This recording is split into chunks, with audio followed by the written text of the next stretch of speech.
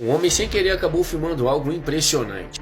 Um cinegrafista da aldeia local estava fazendo uma filmagem mostrando as montanhas em volta de sua casa, quando de repente ele observa uma enorme avalanche descendo. Então, sem que ele pudesse fazer muita coisa, tudo que ele pôde fazer foi filmar e tentar se abrigar em um local mais seguro, enquanto aquela enxurrada enorme de gelo desce de montanha abaixo, em uma velocidade que supera os 100 km por hora. Sorte mesmo que não havia ninguém por perto ali no momento. Todos puderam se abrigar com segurança e esperar com que aquele pesadelo passasse. Grande parte da avalanche cobriu parte das casas do vilarejo que ali estavam, mas felizmente ninguém se feriu.